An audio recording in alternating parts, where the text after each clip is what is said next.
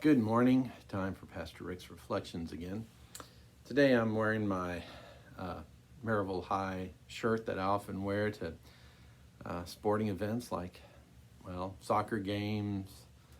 Thought this year maybe some track meets, football games, things like that. And it's just been a weird week. Well, all of this has been, but especially this week as we continue to face the reality that for many people, but today I'm thinking especially for some of our teenagers, life is really changed from what they expected.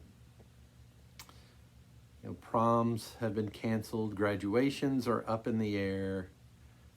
I was talking with a seminary student that I know last evening, and while she's going to be graduating,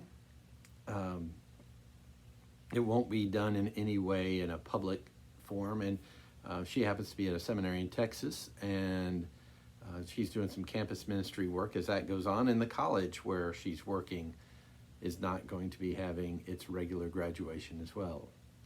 You've seen that all over the place.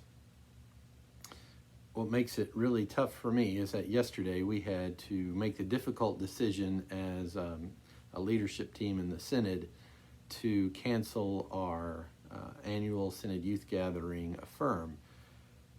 And, personally that's tough because it's one of the events that's helped shape me spiritually. And I can say that over the years, I can't even count the number of pastors that have kind of grown up in that event, or I guess who have said that that's an important part of their faith journey. But I know hundreds of kids across our Synod, including ones within our own congregation, obviously, who look forward to that event every year, who count the days sometimes from the time one Affirm ends to the time they get together.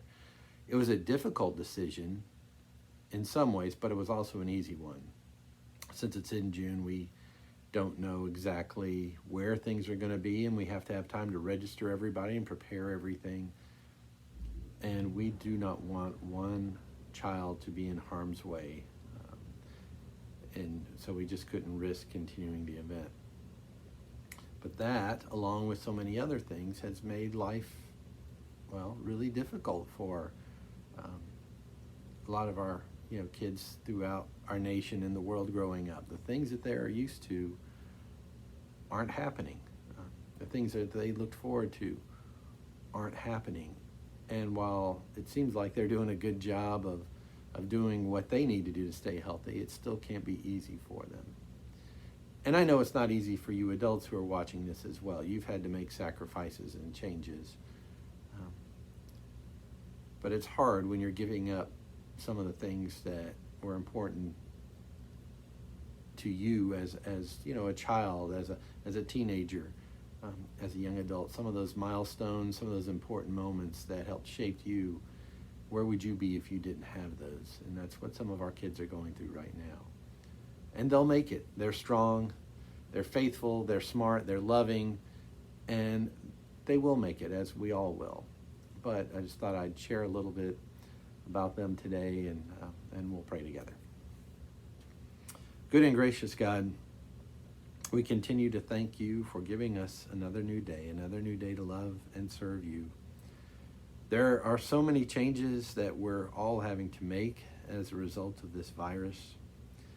We thank you for giving us the strength and the courage to make these changes, to make these sacrifices, some small, some large.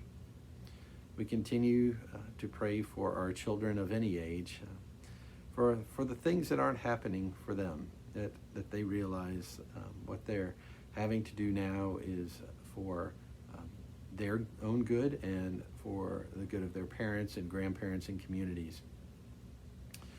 We pray for adults who have had to make big changes and sacrifices. We thank you for keeping people safe, and we ask that you continue to heal those in hospitals and to watch over all those who are in harm's way. Be with those who've lost their jobs. Be with those who have to work, and just always keep us in your care. For all this and everything else we need, we give you thanks. Amen.